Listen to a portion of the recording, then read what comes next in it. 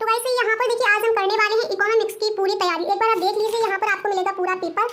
Objective question कौन से important हैं, सब्जेक्टिव क्वेश्चन कौन से इंपॉर्टेंट हैं, उन सभी प्रश्नों पर यहाँ पर हम डिस्कस करेंगे। बस गाइस ये वीडियो आप एंड तक देखिए, वीडियो को आपको बिल्कुल भी स्किप नहीं करना है, ठीक है। तो पूरे पेपर का यहाँ पर आपको मिलेगा फुल सोल्यूशन। यहाँ पर देख लीजिए गाइस, विस्तृत उत्तरीय कौन से आपको तैयार करने हैं, तो सारे क्वेश्चंस के आंसर यहाँ पर आपको मिलेंगे। बस इसी तरह से वीडियो आप एंड तक देखिए।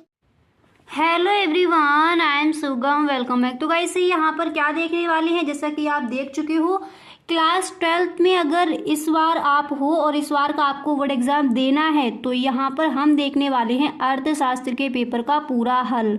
तो गाइस वीडियो आप एंड तक देखिए, अच्छे नंबर आएंगे, 100% आपके आएंगे अगर इस वीडियो को आप पूरा देखते हो।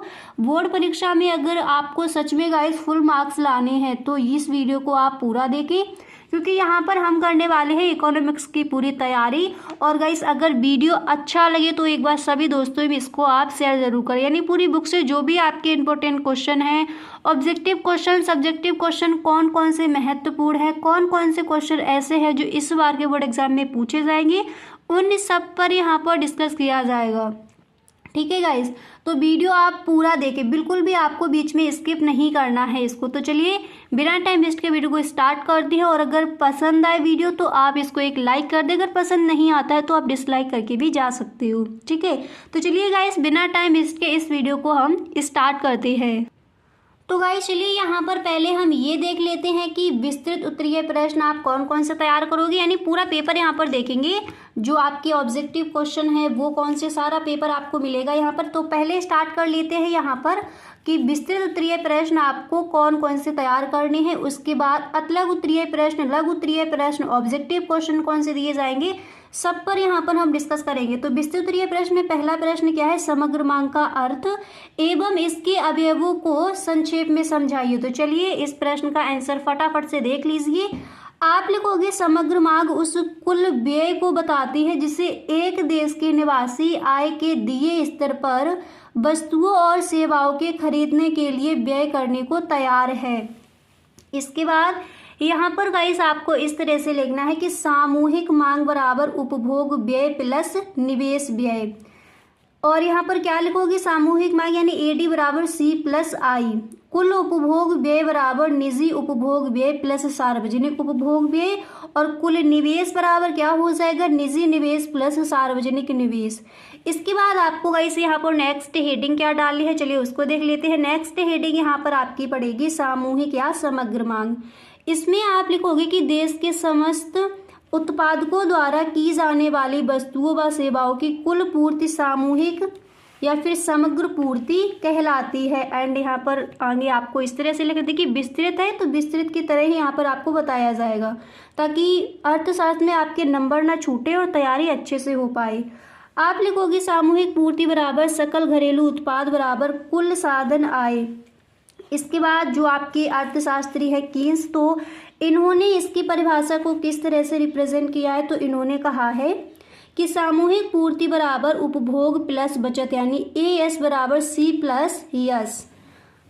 और कीन्स के शब्दों में इसकी एक व्यवस्थित परिभाषा हो जाएगी कि अर्थव्यवस्था के सभी उद्यमी रोजगार की एक निश्चित स्तर से प्राप्त उत्पादन की बिक्री से जिससे न्यूनतम आय की आशा अवश्य करते हैं उसे सामूहिक अथवा हम समग्र मांग कहते हैं। आई होप ये इतना आपको यहाँ पर समझ आ गया होगा। इसके बाद गाइज अगला क्वेश्चन आपको यहाँ पर कौन सा तैयार करना है, चलिए अब यहाँ पर हम उसको देख लेते हैं। तो यहाँ पर आप देख सकते हो क्वेश्चन आपका सेकंड क्या दिया गया है। क्वेश्चन है कि आय और उत्पादन पर समग्र मांग में परिवर्तन के प्रभाव की व्याख्या कीजिए। आप यहाँ पर हेडिंग इसी तरह से क्वेश्चन नेक्स्ट है, पूर्ति का नियम क्या है, चित्र द्वारा समझाइए। अब देखिए ये जो क्वेश्चन है ये भी आप तैयार करेंगे, ठीक है। तो समग्र मांग का अर्थ एवं इसके अवयवों की संक्षेप में समझे, संक्षेप में व्याख्या कीजिए। पूर्ति का नियम क्या है, मोस्ट इम्पोर्टेंट, चित्र द्वारा समझाइए। आय और उत्पादन पर समग्र मांग में परिवर्तन के प्रभाव की व्याख्या कीजिए। तो चलिए इस वाले क्वेश्चन का यहाँ पर आंसर देख लेते हैं। हेडिंग डालोगी पूर्ति का नियम, अर्थ एवं परिभाषा। इसके बाद यहाँ पर आपको अब बाद में गाइस आपको दिखा दिया जाएगा, स्क्रीनशॉट आप ले लेना अच्छे से, ठीक है।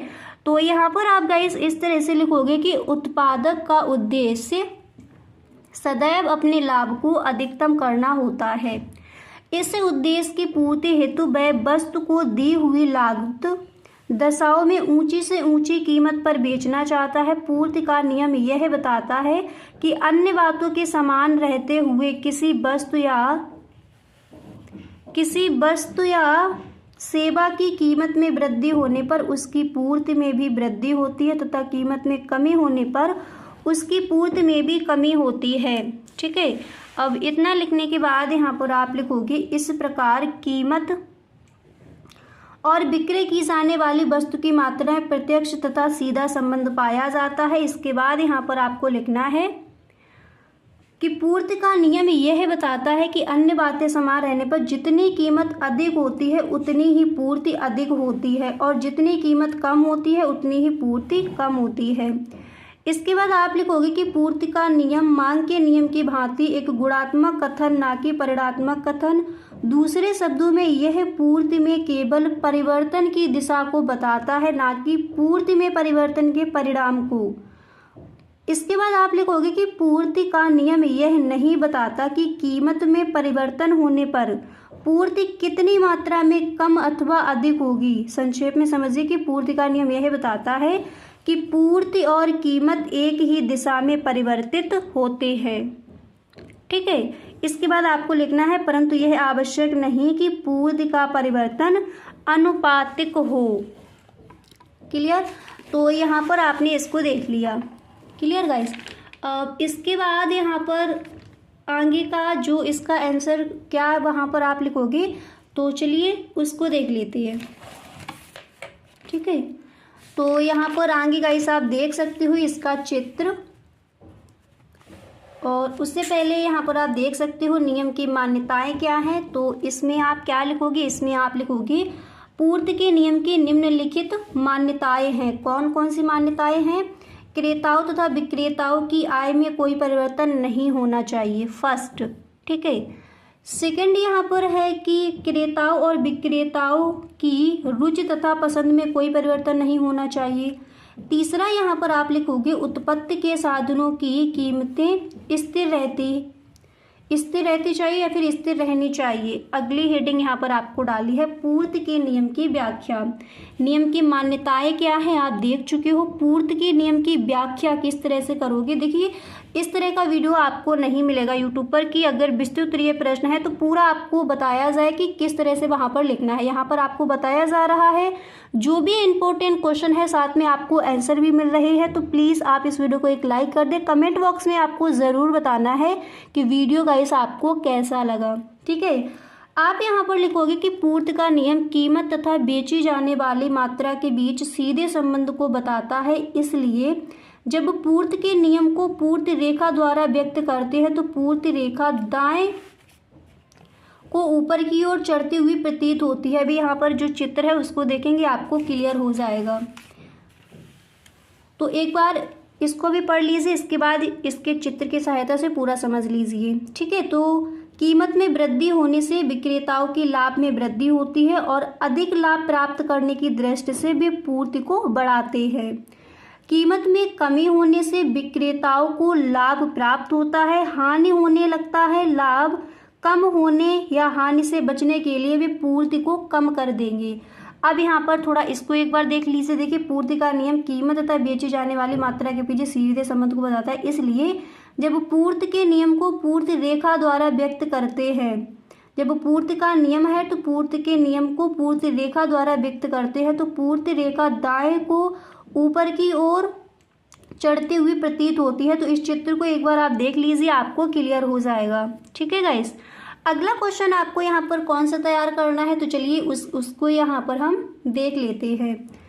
और इसके बाद कुछ और भी आपके क्वेश्चंस हैं, उनके भी आंसर यहाँ पर आपको मिलेंगे। तो बस इस वीडियो को आप एंड तक देखिए।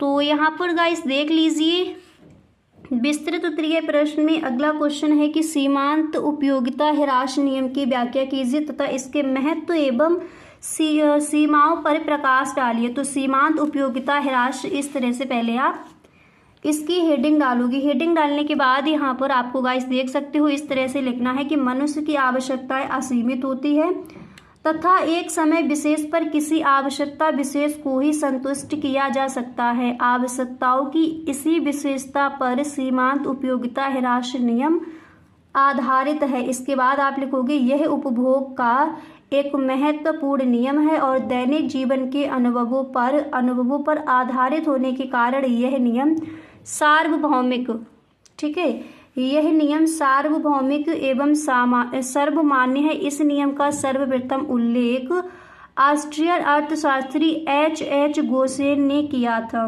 किसने किया था? H.H. गोसेन ने किया था। एंड इसके बाद यहाँ पर आप लिखोगे कि इसे गोसेन का प्रथम नियम भी कहते हैं, ठीक है। ये भी आपको ध्यान रखना है कि इसे गोसेन का हम प्रथम नियम भी कहते हैं। अब जो आपके अर्थशास्त्री है मार्शल, तो इनके हिसाब से भी देख लीजिए इन्होंने क्या कहा है। तो इन्होंने कहा है कि किसी व्यक्ति के पास वस्तु विशेष के स्टॉक में एक दी हुई मात्रा में वृद्धि होने पर उसे जो अतिरिक्त लाभ प्राप्त होता है वह स्टॉक में होने वाली प्रत्येक वृद्धि के साथ घटता जाता है। इसके बाद यहाँ पर आपको नेक्स्ट हेडिंग ये डाली है, सीमांत उपयोगिता ह्रास के लागू होने की आवश्यक शर्तें अथवा नियम मान्यताएं। और फिर इसमें आप देखिए इस तरह से लिखोगे कि वस्तुओं का उपयोग लगातार होना चाहिए, अर्थात उपभोग इकाइयों में समय अंतराल नहीं होना चाहिए। उपभोग इकाइयों का आकार पर्याप्त होना चाहिए, अतलग नहीं। सभी वस्तु इकाइयां समरूप होनी चाहिए, भिन्न यानी अलग नहीं। वस्तु के उपलब्ध स्थानापन्नों का मूल्य स्थिर रहना चाहिए, ठीक है। तो यहाँ पर इसको आपने देख लिया। इसके आगे भी आपका थोड़ा आंसर है, तो चलिए हम उसको भी यहाँ पर देख लेते हैं।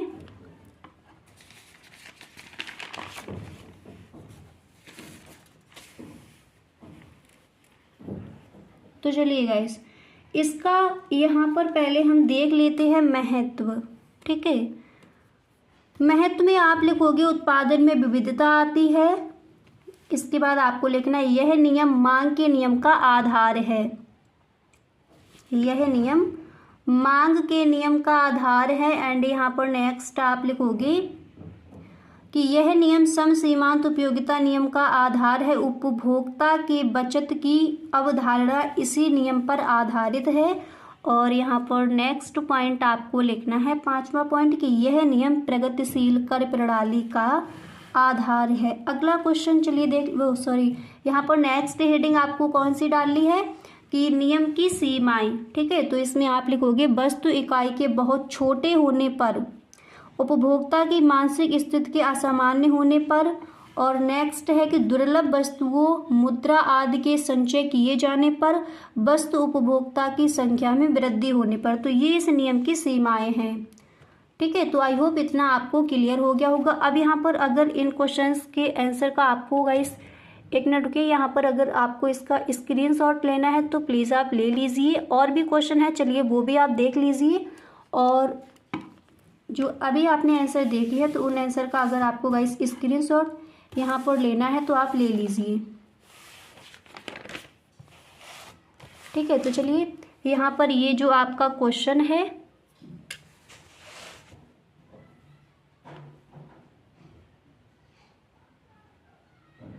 तो पहले आप इतना ले लीजिए। इसके बाद यहाँ पर नीचे देख लीजिए आपका जो आंसर है इसका यहाँ पर स्क्रीनशॉट ले लीजिए। और इधर अभी आपने जो देखा था तो इसका भी गाइस ले लीजिए, ठीक है। और अगर आपको ये वीडियो पसंद आए तो प्लीज़ आप इस वीडियो को एक लाइक शुरू कर दें। नियम की मान्यताएं क्या हैं इसको देख लीजिए। इसके बाद इसका जो चित्र है उसको देख लीजिए। इधर भी कुछ आपके पॉइंट्स है, इनको भी देख लीजिए, ठीक है। इसके बाद आपका ये जो क्वेश्चन था इसका आंसर यहाँ पर देख लीजिए,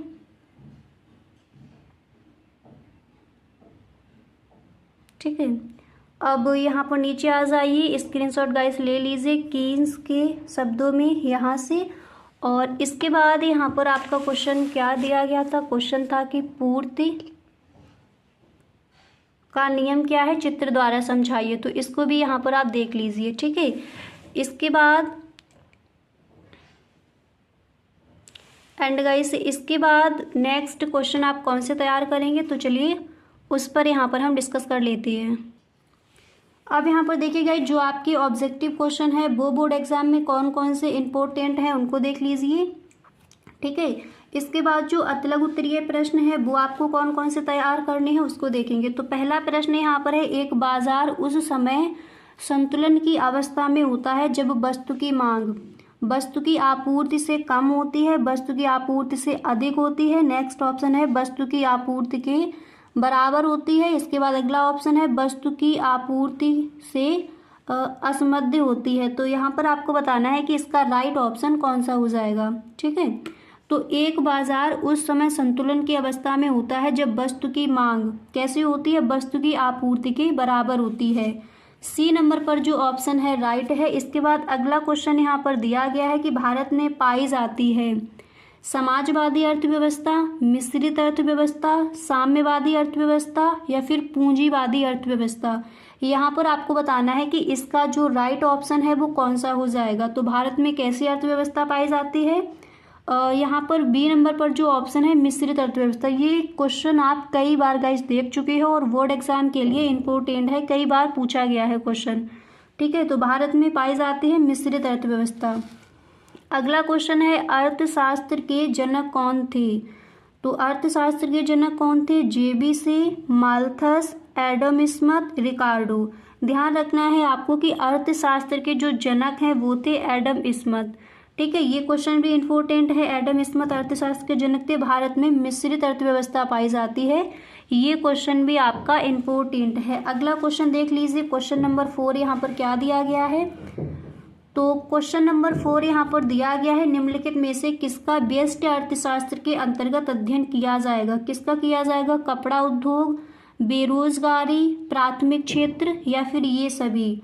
तो व्यष्टि अर्थशास्त्र यहाँ पर पूछा गया है। तो हम सबको पता है कि व्यष्टि अर्थशास्त्र यानी छोटा अर्थशास्त्र, तो इसके अंतर्गत कपड़ा उद्योग का अध्ययन हम करेंगे। ठीक है, अगला क्वेश्चन यहाँ पर क्या दिया गया है, अगला क्वेश्चन यहाँ पर देख सकते हो। क्वेश्चन नंबर 5 है कि निम्नलिखित में से कौन सी आर्थिक क्रिया है। तो कौन सी आर्थिक क्रिया है वो आपको बतानी है। पहला ऑप्शन है उपभोग, बी नंबर पर है उत्पादन, सी नंबर पर है विनिमय और डी नंबर पर ऑप्शन है ये सभी। तो निम्नलिखित में से कौन सी आर्थिक क्रिया है, तो डी नंबर पर जो ऑप्शन है यही आपका राइट हो जाएगा। अगला क्वेश्चन है कि सकारात्मक अर्थशास्त्र संबंधित है तथ्यों से, सुझावों से, ए और बी दोनों से या फिर इनमें से कोई नहीं। तो सकारात्मक अर्थशास्त्र संबंधित है तथ्यों से, ए नंबर पर जो ऑप्शन है राइट है। अगला क्वेश्चन क्या है, अगला क्वेश्चन है कि व्यष्टि अर्थशास्त्र में सम्मिलित होती हैं व्यक्तिगत इकाई, छोटे छोटे चर, व्यक्तिगत मूल्य निर्धारण या फिर ये सभी। तो व्यष्टि अर्थशास्त्र यानी छोटा अर्थशास्त्र, तो व्यष्टि अर्थशास्त्र में सम्मिलित हैं तो ये सभी। ठीक है, इसके बाद अब यहाँ पर देख लीजिए अतलग उत्तरीय प्रश्न में आप कौन कौन से क्वेश्चन तैयार करेंगे। ठीक है, तो अतलग उत्तरीय प्रश्न में यहाँ पर आप देख सकते हो जो पहला प्रश्न है क्या दिया गया है। फर्स्ट क्वेश्चन है उत्पादन संभावना वक्र क्या है। ठीक है, तो चलिए गाइस इसका आंसर देख लीजिए। उत्पादन संभावना वक्र क्या है, यहाँ पर आप इस तरह से लिखोगे कि उत्पादन संभावना वक्र दो वस्तुओं एक्स तथा वाई के उन सभी संयोगों को बताता है जिनका उत्पादन अर्थव्यवस्था के संसाधनों का पूर्ण रूप से उपयोग करने पर किया जाता है। इसके बाद आप लिखोगे जबकि साधनों की मात्रा स्थिर है, उनका पूर्ण उपयोग हो रहा है और उत्पादन तकनीकी दी हुई है। अगला क्वेश्चन इसके बाद आपको ये तैयार कर लेना है कि आगत तथा निर्गत से आप क्या समझते हैं। तो यहाँ पर देखिए इसका आंसर आप वहाँ पर इस तरह से लिख कर आओगे कि अर्थशास्त्र में उत्पादन के वे तत्व जिनका प्रयोग किसी निश्चित वस्तु या सेवा के निर्माण में किया जाता है आगत कहलाते हैं, जबकि उत्पादन प्रक्रिया के परिणाम स्वरूप निर्मित वस्तु या सेवा को निर्गत कहा जाता है। अगला क्वेश्चन यहाँ पर कौन सा तैयार करोगे उसको देख लीजिए। अगला question very very most important है, ये क्वेश्चन कई बार पूछा गया है। ठीक है, आप पेपर उठाकर देखना, ये क्वेश्चन कई बार पूछा गया बोर्ड एग्जाम में। तो सूक्ष्म अर्थशास्त्र क्या है। सूक्ष्म अर्थशास्त्र यानी छोटा अर्थशास्त्र, यानी आप बोल सकते हो व्यष्टि अर्थशास्त्र। तो इसमें आप लिखोगे व्यष्टि अर्थशास्त्र अर्थव्यवस्था की विशिष्ट आर्थिक इकाइयों तथा व्यक्तिगत इकाइयों का अध्ययन करता है। इसके अंतर्गत एक फर्म, एक उद्योग, एक वस्तु अथवा एक आर्थिक कारक का अध्ययन किया जाता है। तो सूक्ष्म अर्थशास्त्र क्या है, उत्पादन संभावना वक्र क्या है, आगत तथा निर्गत से आप क्या समझते हैं, इन क्वेश्चंस के आंसर यहाँ पर आप देख चुके हो। इसी के साथ साथ मध्यवर्ती वस्तुएं क्या हैं, मांग का नियम क्या है, ठीक है। तो ये क्वेश्चन जो है ये भी आपके इम्पोर्टेंट हैं। अब चलिए यहाँ पर अगला क्वेश्चन क्या है कि चयन की समस्या क्या है। तो चुनाव की समस्या क्या है, ठीक है। चयन का मतलब चुनाव करना, चुनना, ठीक है। तो यहाँ पर आप लिखोगे कि मनुष्य की आवश्यकताएं अनंत हैं, ठीक है, किंतु उनकी पूर्ति के लिए उसके पास साधन कैसे हैं, सीमित हैं, जिनके वैकल्पिक प्रयोग संभव हैं। इन साधनों से किस आवश्यकता को पहले संतुष्ट किया जाए और किस को बाद में, यही चयन की समस्या, यानी इसी को हम कहते हैं चुनाव की समस्या। अगला क्वेश्चन यहाँ पर आप देख सकते हो कि अवसर लागत का क्या अर्थ है। तो पहले हेडिंग डालोगे अवसर लागत, आप लिखोगे एक वस्तु की कुछ अधिक मात्रा प्राप्त करने के बदले दूसरी वस्तु की मात्रा को छोड़ना पड़ता है। अब देखिए इसके आगे आप लिखोगे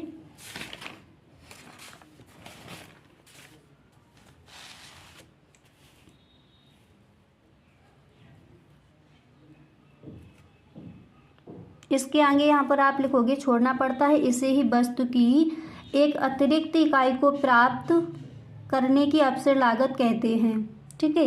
अब यहाँ पर देखिए जो आपके लघु उत्तरीय प्रश्न है उनको भी देखेंगे, कुछ और भी आपके guys objective question most important हैं। तो चलिए पहले उन पर भी डिस्कस कर लेते हैं, ठीक है।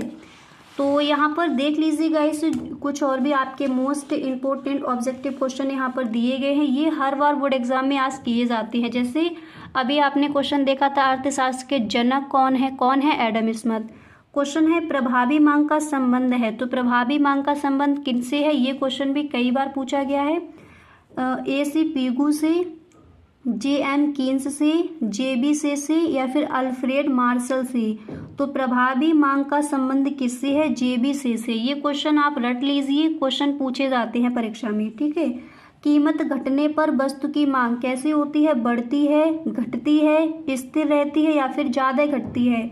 तो कीमत घटने पर वस्तु की जो मांग है वो कैसी होगी, बढ़ती है, ठीक है। अगला क्वेश्चन है कि निम्न स्तरीय वस्तुओं को कहते हैं।